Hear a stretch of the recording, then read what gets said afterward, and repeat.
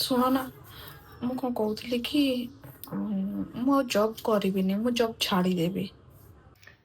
କାହିଁ କରିବନି?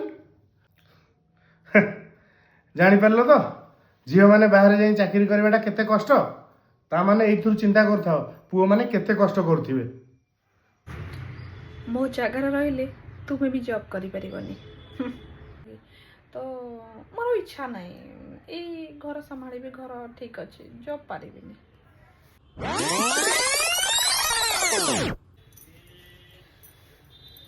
କେତେ ଡେରି ହେଇଗଲା ବାବାରେ ବାବା, ଟିକେ ଆଜିକାଲି ଉଠେଇବା ଡେରି ହେଇଗଲେ ସବୁ କାମ ଡେରି। ଛାଡ଼େ, ଆଜି ଆଉ ବାଡ଼ି ପଡ଼ି ପାରିବିନି, ବୋଉ ବାଡ଼ିବେ। ମୁଁ ଯାଉଛି।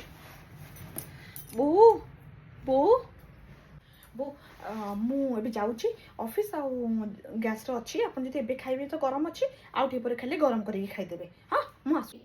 ଆଉ ଖାଇବାଟା ବାଢିକି କାହିଁ ଖାଇବି? କଣ ଦେଇକି ଗଲେ ହବନି? ବାଢିକି ଖାଇବି ନା, ଦେଇ ମତେ ଯା ଖାଇବା।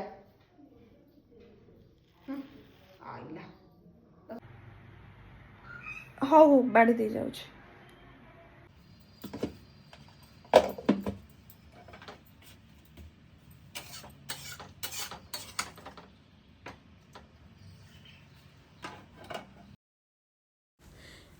ଆଉ ଅଳ୍ପ ସମୟ ହେଲା, 1 ମିନିଟ୍ କମ୍ କରିଦେଉଛି।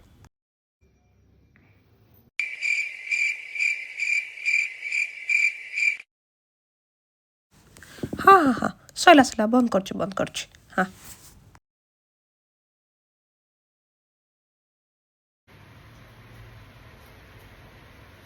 କଣ ଏତେ ଡେରି କଣ ହେଲା?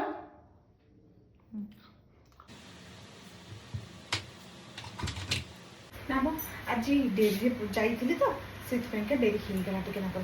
ଆସ। ହଉ ଶୁଣ ତମେ ଯାଅ, ସେଠି ବୋଉ ବନେଇଛି, ଜଲ୍ଦି ଟିକେ ରୋଷେଇ କରି ତାକୁ ଖାଇବାକୁ ଦେଲ। ହଁ ମୁଁ ଏବେ ଯାଉଛି ରୋଷେଇ ବସେଇ ଯାଉଛି।